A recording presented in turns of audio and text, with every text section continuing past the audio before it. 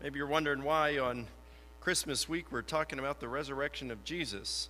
And there we go. Because Jesus said when he came and he's getting ready to go into the garden, he said, I was born for this very reason, to suffer, to die on the cross, and to rise from the dead so that we could have eternal life. The reason Christmas is here, the reason we even have a Christmas, is because it looked forward to the ultimate event of the death and resurrection of Jesus. Besides, this is the issue I've spent most of my time studying, so we're going to talk about the resurrection. We all have our idiosyncrasies, don't we? And one of mine is that I'm a second guesser. I can't even go into a department store and purchase a bottle of cologne without wondering whether I got the right thing or if I should have gotten something else before I even get out of the store. Anybody know what I'm talking about? And don't you hate that? Well, if you think it's difficult to, on a second guesser, to choose a bottle of cologne, think of how difficult it was for me to choose a wife. Now, when I went to Liberty University, I wanted to come out with two things, a good education and a good wife, and not in that order. And so when I got there, the first thing I started to do, realizing that there was about a 50% divorce rate out there, maybe even more than 50%, I wanted to make a good decision. My parents had been divorced. So I came from a divorced family. My stepdad had been divorced and, lived in a Christian family now, and they'd gotten their lives together and gotten saved and stuff, and I'd gotten saved, and so I wanted to have a good marriage. By the way, any of you divorced here, I'm not insinuating if you got divorced you're not a Christian or anything. I'm just saying this is my story. So I wanted to have the best shot at my marriage I could, and so I started asking all these married couples. People had been married a while, you've been married a while, what's necessary in marriage? What should I be looking for? What are there are going to be some things that I'm going to be looking for that now that you've been married a while, you know that it's not that important. And there are some other things that aren't even on my radar that you would know would be important. So tell me, let me learn from your mistakes. If you were to do it again, what would be the things that you would say would be the most important thing to look for in a spouse? So I interviewed a couple dozen couples, and I took their answers, and I wrote them all down, and I got these answers, and then I cataloged them, and I came up with what I called the 5 C's of complete compatibility. This marriage brought to you by the letter C. And so by the time I got to graduate school, when I'd ask a girl out on a date and I'd finish up, then I'd come back to my room that night and I'd start a file on her. And I would list those 5 C's and I'd say, okay, here's how I think we're jiving in each of those 5 areas. And then I'd put, okay, here's some questions I want to ask her on the next time for clarification, because I think we might be a little deficient in this C. And so let me ask these questions and see if we're jiving in this. And it was all just this cerebral exercise. But I wanted to assess this thing and analyze it to death, because I wanted to make sure I was making a good decision here. And so if at any point along the line after a couple of dates I felt like, you're not going to have 100% in each of those 5 areas. But, if you're down in one, you want to definitely have some compensating factors in another. All this stuff I was trying to figure out. So finally, I met this girl named Debbie, and it's like, okay, this is going to be a good decision here. I can't go wrong. And so we got married. But even after all that, working through that, I doubted all the way up to the altar. I remember standing at the altar on my wedding day, April 4th, 1987, and there's like these 2 guys on my shoulders. And one guy was saying, Mike, relax, you made a good choice. You really thought this thing through. But the guy on my other shoulder, he wasn't so sure.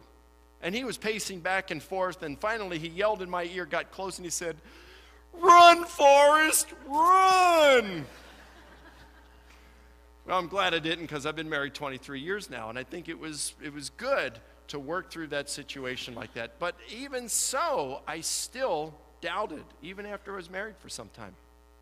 Well, if you think it's difficult for a second guesser to choose a bottle of cologne or choose a spouse, think how difficult it is for someone like me to choose a worldview, or at least to remain comfortable and confident in the one in which I currently embraced. After all, if I made a bad choice with a bottle of cologne, I only waste $40. Make a bad choice on a spouse, I could have a miserable life. Make a bad choice on my worldview, it could cost me eternity. So I want to make sure I had this thing right. Not just remain a Christian because that's the way I was raised, but I wanted to know that this was the truth and follow it this way. Because I was out there telling Muslims what they believed was wrong, and everybody else said what they believed was wrong, and I didn't really, to be honest with you, know what they believed. Yep, I got the answers. Now, what's your question? So, and I know I'm not the only one that does that. A lot of people do that. But, I stepped back and I thought, well, everybody thinks that way. They tend to believe the way they've been raised. So how do I know that what I believe is true? And if it's not, I don't want to devote my life to a fairy tale. And, I don't want it to cost me eternity. It's not worth it to me. I need to find the truth. And I need to know why it's true. And so this really bothered me. I almost gave up my faith several times. I'm just thankful for someone, a professor, Gary Habermas, who knew apologetics. I'd never taken apologetics or anything. It hadn't really concerned me. I wasn't an academic. In fact, when I was I was one of those gifted students. When they gave me a C, it was a gift. I'm so slow, it takes me 2 hours to watch 60 Minutes on Sunday evening, In all honesty, I have an average IQ. My dad told me what it is. I'd share the number with you, but I forgot it. But I have an average IQ. My GPA in college was 2.0. I didn't do too well. Found out later on I have ADD, which means attention deficit. Oh, what is that over there? So I had all these struggles, and I'm just not the kind of person you think would be an academic. But my doubts pressed me into this area. I never thought I'd go on for a master's degree. Finally got one, and then I thought I'm done. But then I really started to doubt my faith, and that's what led me into my PhD work. And I went overboard in it. It's like I think you were talking about the book. It's over 700 pages. It took me over 6 years of research. But I had to cross every T and dot every I. I wanted to know whether the resurrection actually happened. Not based on faith. I know we have to have faith. You got to have faith in that Julius Caesar crossed the Rubicon River in 49 BC because you didn't see it, right? Got to have faith that Octavius' defeat over Antony in 39 BC. We didn't see it. We can't talk to any of the eyewitnesses, but we believe it because there's good historical evidence for it. So I wanted to know, is there good historical evidence for the resurrection of Jesus? Am I rational in believing the Christian faith? I engaged in this kind of research, but it was very serious to me. I wanted to know whether this was true, and if it wasn't, I would jettison my faith. I realized that as a Christian, I had my own biases. I wanted the resurrection to be true. I wanted Christianity to be true. It's a hassle to change world religions. I would upset my parents. My wife married a guy, she thought I was going into the ministry, and now I'm entertaining other religions and atheism. So it's like, okay, I don't want to hurt people, but it's like, oh, but this is my soul. This is nothing to play around with. This is the eternal destiny of my soul. I don't care who I disappoint. I'm going to find truth, and I'm going to follow it, no matter what the costs are. So I engaged in public debates with atheists, agnostics, and skeptics, and Muslims all over the world. I wanted to do it because I realized with my bias, I would have some blind spots. I wanted to see, after they had something, that they would be motivated to find weaknesses in my view. I wanted to know what those weaknesses would be. And could the resurrection of Jesus stand under the most critical of scrutiny from some of the leading minds in North America? And I want to tell you, after 14 debates, and after studying this issue for years, I'm more convinced than ever that the historical evidence for the resurrection of Jesus can stand the toughest of skepticism. And so I want to talk to you about that today. I'm going to take a little bit different approach than maybe what you're used to. You're probably going to think I'm going to go right to the Gospels because that has the resurrection narratives. I'm not. I'm not even going to use the Gospels this morning. The reason being is because scholarship is, I believe that the Gospels are historically reliable documents. But scholarship's kind of divided, and there's all different kinds of opinions on the Gospels. I'm going to appeal to some literature that predates the Gospels. Letters written by a guy named Paul, who was a skeptic when he had an experience that he thought was of the risen Jesus to him. The reason this is important is because if I can build my historical case based on Paul's letters, it doesn't matter if the Gospels are unreliable. It doesn't matter if they have all sorts of errors and contradictions in it. I could even grant that. I don't, but I could even say they're unreliable historical documents, and it wouldn't matter because they come after Paul's writings. Be like saying, well, what about these Gnostic Gospels? That's a different issue, but what about these? Well, if I can show these Gnostic Gospels are crazy, insane documents, it doesn't do anything to the canonical Gospels because they came after the canonical gospel. Same thing with the letters of Paul. They are our earliest Christian literature, and they even predate some earlier literature than his own writings in there. We'll get into that in a moment. So here's what I'm going to do this morning. I'm going to build a positive historical case for Jesus' resurrection using two major building blocks: facts and method. Now, let's start with the facts. I'm going to give you 5. Around 30 is when most historians believe that Jesus was crucified, in April of the year 30. Now, shortly after that, within 1 to 3 years, let's call it 2 years, there was a skeptic, a persecutor of the church named Paul, who arrested Christians, beat them, consented to their execution. He threw them in prison. And then all of a sudden this guy became a Christian because he had an experience that he believed was of the risen Jesus appearing to him. So if this happened 1 to 3 years after the crucifixion, let's call it 2 years. Now we're in the year 32. All right?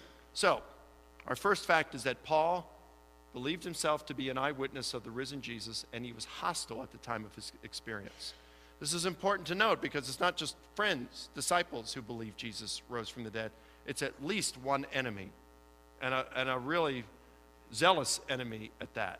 Imagine Osama bin Laden today saying that he was in a cave for the call to prayer, and then this big bright light shone throughout the cave, and then a voice bellowed throughout the walls of the cave, and it said, "Osama, Osama, why are you persecuting me?" And he says, "Who are you, Lord?" He says, "I am Jesus that you are persecuting. Now go, and I will show you the things that you must suffer for me." And he goes out and he calls all these Muslims together who are fighting with him, and he says, "Brothers, I got to tell you, I was in the cave and I heard this voice, and it was Jesus. And I want to tell you, he's the Messiah. He's the Son of God. And we have been part of a false religion, following a false prophet, and we need to follow Jesus for eternal life." And they pelt him with stones. That's what we have with Paul today. So it's not a friend that sees the risen Jesus, it's an enemy. And this happens around the year 32. Now, according to Paul, in his letter to the Galatians, chapter 1, a letter which virtually every scholar who studies the subject, even atheists, agnostics, Jewish scholars, agree, Paul wrote Galatians. In chapter 1, he says 3 years after his conversion, or around the year 35, Paul visited Jerusalem and met with Peter, the lead apostle, and also James, the brother of Jesus. Now, it's interesting, our English translations say he visited with them or he met with them. But the actual word here is the Greek word hysteresis, from which we get the English term history. What this suggests is that Paul went up to visit with Peter, to meet with him, to get a history of the life and teachings of Jesus. After all, Paul had not been one of Jesus' disciples, so he wanted to get the whole 9 yards from one of those who had been. And he goes straight to Peter for it. This is around the year 35. So our second fact is that Paul knew Jesus' disciples. In Galatians chapter 2, Paul says that 14 years later, he went back up to Jerusalem. Now, we don't know if that's 14 years after this or 14 years after his conversion. So we're going to look at, now we're 16 to 19 years after Jesus' crucifixion, and the years 46 to 49. And Paul says he goes back up to Jerusalem and he met with the disciples, the lead apostles. In fact, he calls them the pillars of the church: Peter, James, and John. So there's Peter again, there's James again, and now he adds John.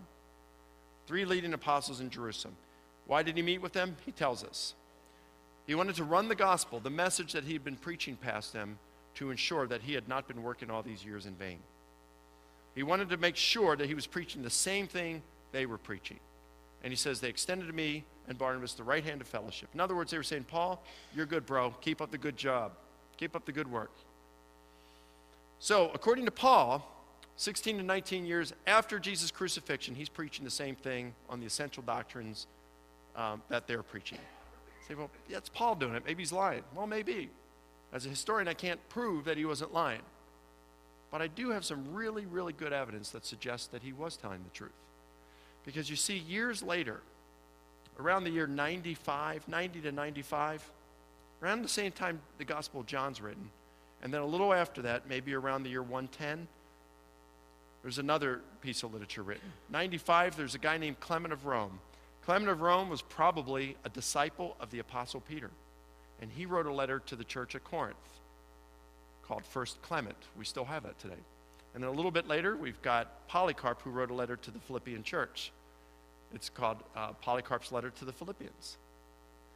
Now, since these probably knew Peter and John respectively, it's real interesting to see what they have to say about Paul. Because if they're discipled by Peter and John, and Paul is preaching something essentially different than what Peter and John were, then we would expect Clement and Polycarp to chide Paul and correct him on it, wouldn't we? Especially since Paul's dead and can't fight back at him. What we do find is that Clement says, over here, Clement, and I quote, Paul accurately and reliably taught the message of truth. And he also places Paul on par with his mentor Peter. Polycarp refers to the blessed Paul, quotes from his writings twice, and refers to them as part of the sacred scriptures. Whoa, sacred scriptures. You don't say that about someone who's teaching heresy. You do say it about an apostle who was teaching the same stuff as Peter and John were, though. I could give some more evidence too, I just don't have time. So there's good evidence to show that Paul was preaching the same stuff in terms of the essential doctrines of Christianity as the lead Jerusalem apostles who had known Jesus and walked with him were. So, fact number 3, Paul taught what they taught.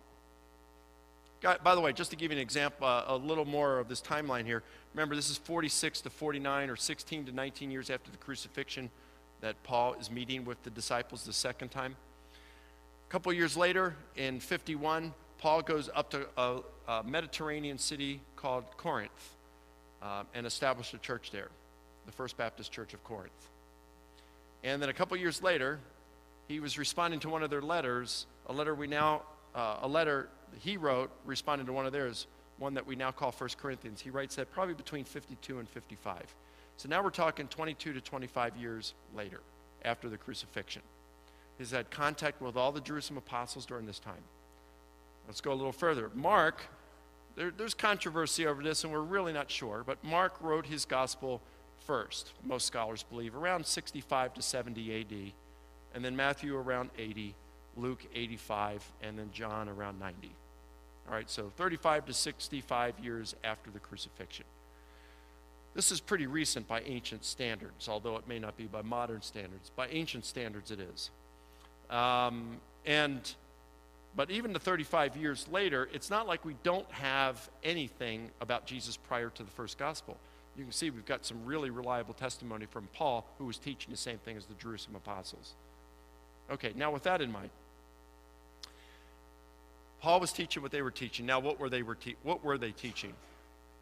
When it comes to the resurrection of Jesus, there is this text in 1 Corinthians 15, because the church at Corinth had a bunch of questions to ask Paul. One of those is, what about resurrection? You know, what's it going to be like? What kind of bodies are there going to be like in the resurrection? And so Paul answers a bunch of these questions. And he answers in what scholars now say is pre-Pauline material in an ancient creed that predates the writing of the New Testament and goes back to the Jerusalem apostles. And here's what he says. He says to the Corinthians, I delivered to you what I also received. So if Paul's writing this letter somewhere between 52 to 55, he's saying, I delivered to you what I also received. Delivered, past tense, what he had received, past tense. When did he deliver it to them? In 51, when he established the church. And of course, he received it from others before then. So again, we're very early. What did he receive from them?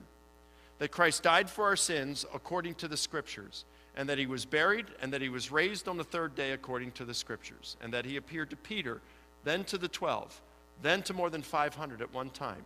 Then he adds, most of whom are still alive, but some have died. Then he appeared to James, then to all of the apostles, and then Paul adds, last of all, as to one untimely born, he appeared also to me. What's interesting about here is we've got, again, it's very early tradition. Remember, Paul is, whenever the Gospels were written, I mean, they're out here 35 to 65 years later. Paul's writing this letter within 22 to 25 years of the crucifixion, but he's given us tradition that he gave to them 21 years after the crucifixion, that he had received from the Jerusalem apostles even earlier. So whereas it's difficult sometimes to date the Gospels precisely, we can date this material And it's very, very early and goes back to the Jerusalem apostles, the eyewitnesses of Jesus. This is just the kind of stuff historians drool over. It's such a good source for us. Now, in this creedal formula, Paul says, he mentions three individual appearances of Jesus to individuals and three to groups. The individuals, Peter, James, and Paul. Now remember, he met with Peter and James twice. So he has heard this directly from Peter and James. And then Paul, of course, he knows himself. So we've got direct firsthand testimony here about these three individual appearances. When it comes to the group appearances, they're so vital because it's known in modern psychology that hallucinations are extremely rare, if not impossible. Group hallucinations. Let's give you an example. Let's suppose the reason that you are experiencing me here in a visual and auditory sense is because I'm here.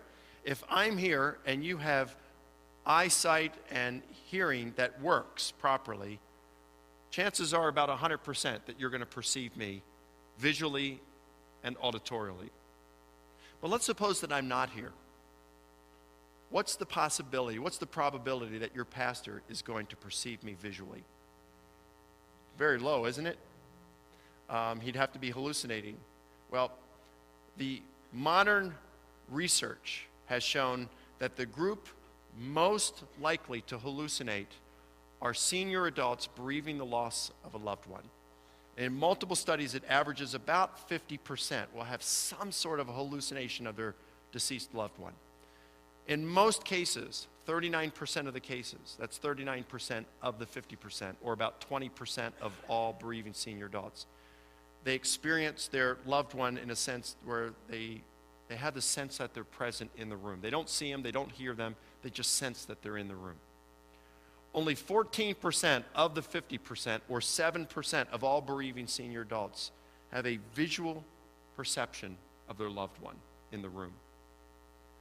7% of the group most likely to experience, the highest percentage experiencing hallucinations, only 7% visually perceive that person. So, because he's not grieving over me, it's even less than 7% probability that he is going to experience any sort, or let's say a visual hallucination of Mike Licona. Well, what's the probability that the two of you and your pastor will have a visual hallucination of me if I'm not here? Well, it would be less than 7% cubed, wouldn't it? What's the probability that every single one of you in this room will experience a visual hallucination of me? Remember, 7% of bereaving senior adults. We're talking about 100% now of all of you in the room experiencing a visual hallucination of me, and doing so simultaneously. And it's of me. Remember, with the disciples, even if they're all prone to hallucinate, which they're probably not, but if they're all prone to hallucinate out of fear and whatever, what's to say that they're not going to hallucinate the guards coming to get them? Why would they have to hallucinate Jesus? So they're hallucinating, 100% of them, having a visual hallucination of Jesus simultaneously. And they must have been so similar in the content that they all thought they were seeing the same thing. It's not like Jesus is sitting there. No, he's floating up there. No, he's standing at the door. It's so similar they all thought they saw the same thing simultaneously. Do you see the problem with visual hallucinations? And yet we're not looking, or group hallucinations, we're not looking at just one group hallucination here. Again, they're either extremely rare, if not impossible. We're not looking at just one, but three. So that's why this early material is so important. It just in itself, it will refute hallucinations. So the fourth fact is they were teaching, that is, the earliest apostles were teaching that Jesus had been raised from the dead and had appeared to individuals and groups, to friend and foe alike. That leads us to our fifth fact. They were teaching that Jesus was raised physically, bodily from the dead. His corpse came back to life. And so, well, how do you get this from Paul? Remember, Mike, you said you're not using the Gospels. We know about the empty tomb accounts, but as skeptics are so quick to point out, Paul never even mentions the empty tomb. So how do we know it was physical resurrection? I think we got an easy case for this. Paul made it very easy for us. In 1 Corinthians 15, verse 20, again, Paul in this chapter, in chapter 15 of 1 Corinthians, he's responding to a number of questions the church at Corinth was asking him about resurrection. And he says, Christ has been raised from the dead, the first fruits of those who are asleep. Now, to be asleep was a euphemism used to speak of someone who was dead. Like today, instead of saying that person croaked, we say that person passed away. In antiquity, rather than saying the person died, they say that person fell asleep and went to be with their forefathers. So, Christ is the first, has been raised from the first fruits. First fruits was an agricultural term that referred to the first of the crops to be harvested. So think about it. You put a tomato plant in your backyard. Some of those tomatoes become ripe before the others. You pick them off and slice them up for a sandwich or something. Well, that's the first fruits. So when he says that Christ has been raised from the dead, the first fruits of the dead, he means that Christ is the first to come back from the dead in a resurrection body. Well, then in that case, when's everybody else coming back? When is the resurrection of other believers going to take place? When are you and I going to be raised from the dead if we don't survive to the second coming of Christ? What about our loved ones who were Christians who died before us? When are they going to be raised from the dead? Only 3 verses later, Paul answers that. He says, but each in his own order. Christ the first fruits. After that, those who belong to Christ at his coming. So now tell me, when are all of us, when are all believers and those believers who have died prior to the second coming of Christ, when are we going to be raised? Second coming of Christ. Well, now what happens to us in the meantime? Suppose I'm flying back to Atlanta tomorrow and my plane crashes and I die. What happens to me? According to the Jehovah's Witnesses, I go into a soul sleep at that point until the second coming. Jehovah's Witnesses made it say that, but they take issue with Paul, who would disagree with them. Here's what Paul says. 2 Corinthians 5:8, to be absent from the body is to be present with the Lord. So you can be absent from the body. Philippians 1:23-24, you can die and be with Christ or remain on in the body. So if you die, you're no longer in the body. You go to be with Christ. What did Jesus, well, I'll appeal to, this is just Paul. If I want to go to the Gospels, though, I could use Jesus, what he said to the thief on the cross. Today, you will be with me in paradise. Okay? So Paul, according to what Paul's teaching here, when you die, when a Christian dies, their spirit leaves their body and goes to heaven to be with Jesus. When Jesus returns at his second coming, he brings the spirits of dead Christians with him. Those spirits are reunited with their corpses, which are then resurrected, brought back to life, and transformed into an immortal, glorious, powerful body that's animated by the Holy Spirit. That's a physical bodily resurrection, isn't it? For some of those scholars, the skeptics who like to say, no, we're just raised in a spiritual sense. No, remember, when we die, we go to be with Christ in heaven. We're already in a spiritual sense. And if that's the case, then what's being resurrected, since that's a separate event? It can be none other but our physical bodies. And if Christ is the first fruits of the dead, and the dead are going to be raised bodily, physically, that means Jesus was raised bodily, physically. I think if you would have said, but Paul, you didn't mention an empty tomb, he would say, do I have to? I said resurrection. If I talk about an infant dying of SIDS, I don't have to speak of an empty crib. You already can figure that out. If I say resurrection, you ought to know it means the corpse. The stuff that says resurrection is just something that happens to the spirit is something that just skeptics have come up with. It's not what the apostles taught. So they were teaching the physical resurrection of Jesus. So those are our 5 facts. So that leads us to my second major building block, method. We got our facts. What do we do with those facts? Well, how many of you watch House on Mondays? Yeah, we got some House fans here. My family's been watching that for years. And some of you, you're afraid to raise your hands. I understand that. But for those of you who don't know what House is, he's this brilliant, extraordinarily brilliant physician. And you only go to House when nobody else can figure out what's going on with you. Now, in a sense, you want to come to House because you figure if anyone in the world can figure out what's wrong with me and fix me, it's House who can do it. The problem, though, is he's a jerk. He's an absolute jerk. Bedside manners, forget about it. This guy is an idiot. So you want him, but you don't want him. So let's just take an account here and say that they got this 15-year-old robust male who's sick, and he comes in and he says, okay, what's your symptoms, son? He says, well, I've got a fever, I've been vomiting, I've got lower pains in my lower right abdomen. And so House says to his group, his colleagues who he's training, he says, okay, guys, what do you think? And one person speaks up and says, well, it sounds like the flu to me. And House says, well, a flu accounts for the fever really well because that's pretty much the primary symptom behind the flu. The problem is that most people with the flu aren't vomiting and they don't have lower abdominal pains. And so it only accounts for one of his three symptoms well.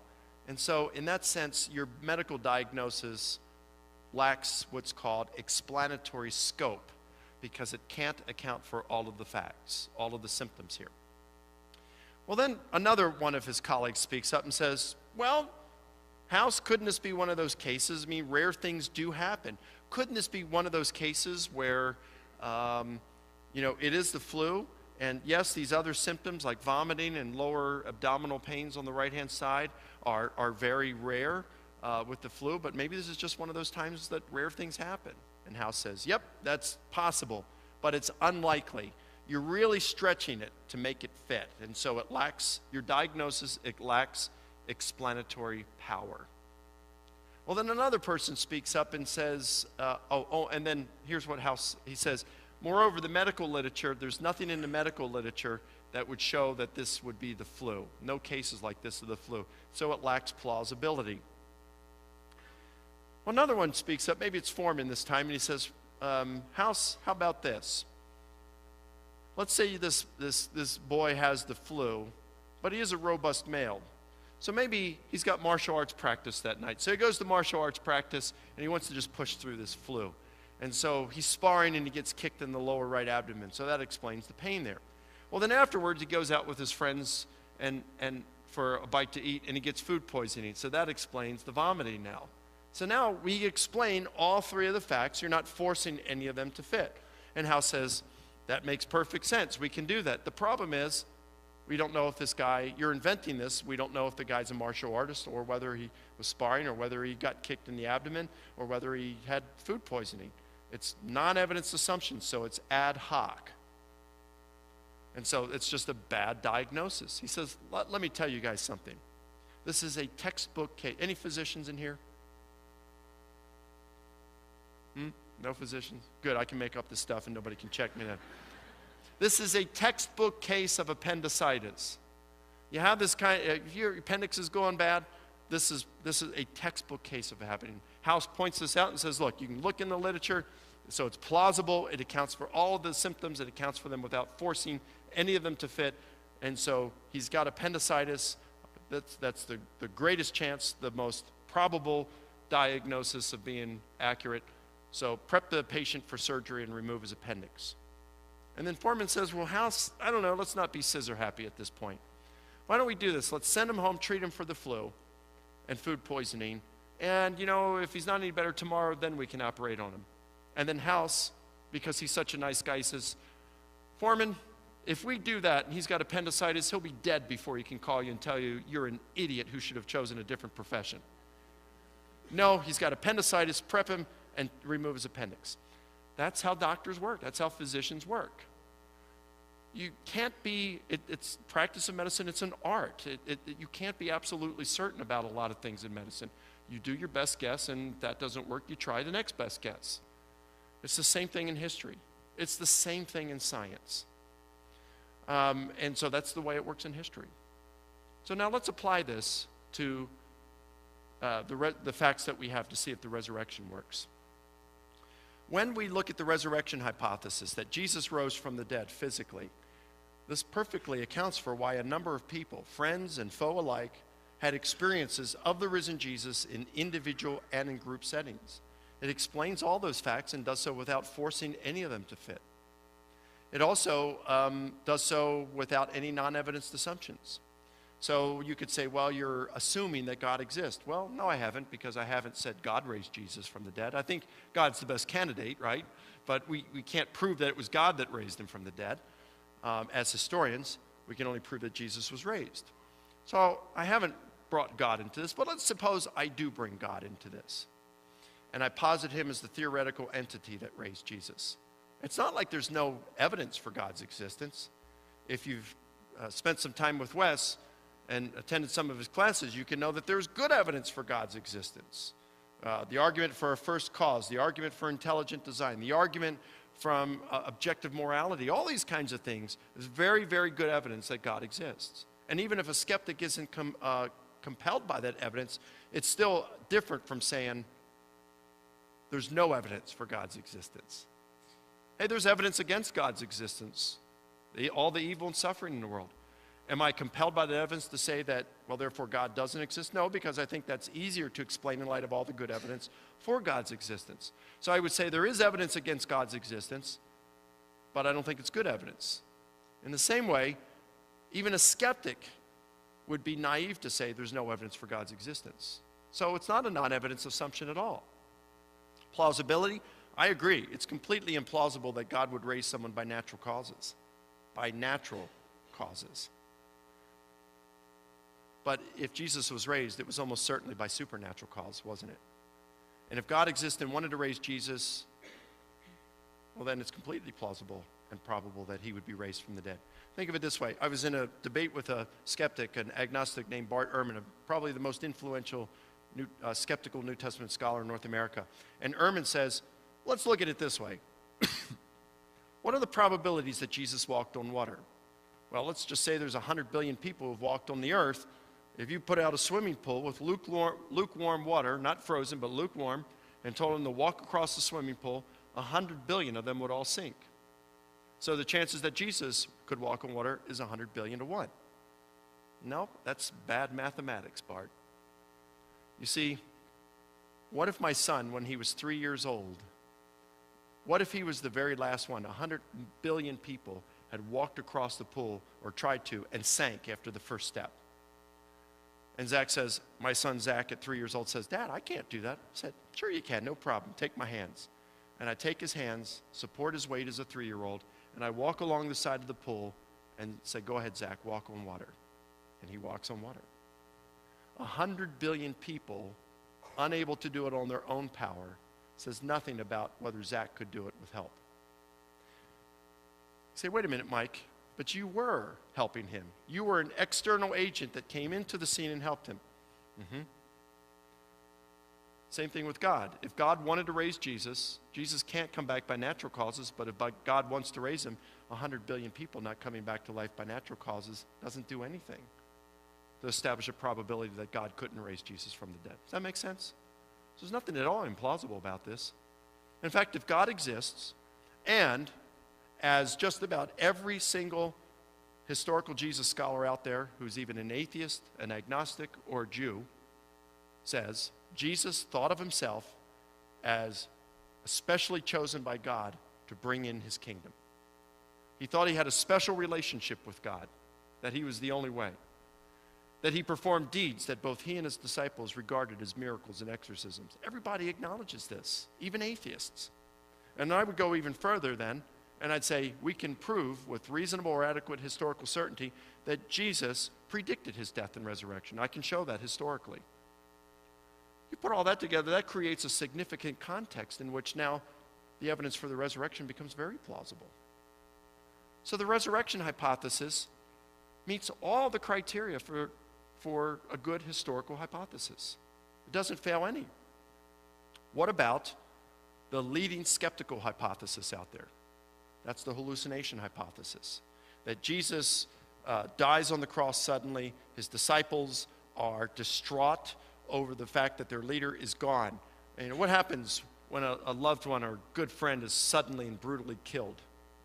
Well, even in our society today, they turn to the bottle, right? Get drunk. They have drugs that people take. I mean, back then they had them too. Paul said, don't get drunk with wine, right? So we know people could get drunk back then. We know that they had hallucinogenic drugs. Now, maybe there was another reason they called Jesus the Most High God. Some of you get that later over lunch. So how do we know that they weren't hallucinating Jesus? Well, hallucinations don't explain Paul, do they? Because Paul's not grieving over Jesus' death. He's happy he's dead. He's trying to finish out the church and destroy them. It doesn't account for the group appearances, and we've got 3 of them. So it can't account for the facts. So it lacks explanatory scope. It lacks explanatory power because it has to force things to try to fit. Maybe you have to say, well, this is just one of those rare instances where you have a group hallucination. 3 of them? Well, okay, it's very, very, very rare, but maybe, that happened. You're forcing it to fit, so it lacks explanatory power. Then you have to account for how Paul saw Jesus. Why did he hallucinate? And then you have to invent something and improvise and say, well, maybe he was feeling guilty as he was arresting these Christians and consenting to their executions. They seemed to be nice people. Some of them maybe perhaps were family members, and now he's feeling really guilty about this, and he's just looking for an opportunity to want to convert to Christianity. Right? So that's one problem with that. There's not a shred of evidence for it. And so that's complete improvisation. It's very ad hoc. Plausibility? Remember, we talked about group hallucinations? Very implausible. In fact, there's nothing in the professional literature written by mental health professionals that would even suggest that group hallucinations occur today and back something up with a case in which something like that is involved. So we see the best hypothesis that's given forward by skeptics can't even pass a single criteria for the best explanation. But the resurrection hypothesis passes all 4. Strictly speaking, apart from faith, the resurrection hypothesis is the best historical explanation of the knowable historical facts. And it's not just a little bit superior to the second. There's not even a close second place. The hallucination hypothesis can't meet a single one of those criterion. And so it's the best explanation. The resurrection hypothesis is most probably, historically speaking, what occurred. Now, as a second guesser, I can't tell you how encouraging this is to me, because it tells me what I originally believed was revealed to me by God's Holy Spirit is being confirmed by historical investigation. And so as we celebrate Christmas this week on Saturday, just think about it, that Christmas happened, but there was one thing in God's mind when Christmas happened. It was the beginning, but it was only the beginning. There was one objective in mind when Jesus came to earth, and that was the cross and the resurrection, so that we could have eternal life, so that we could have an intimate relationship with God. And so if you're like me and you're just wired that way to doubt, this can be real encouragement. If you know anybody who's wired the way I am, or if you know some skeptics at work or at school or in your neighborhood or family, this stuff can be very liberating. It's very encouraging to see that there's really good evidence for this stuff. And it means that if you're going through a difficult time right now, maybe you've had a loved one died this year. Maybe you've lost your job and you're really hurting financially. Maybe you've got some family struggles right now. Maybe your marriage is on the rocks. I don't know what it is, but if you're going through some difficult troubles right now, what the resurrection of Jesus can serve for all of us is to show that we really do matter to God. He cares for us. He loves us.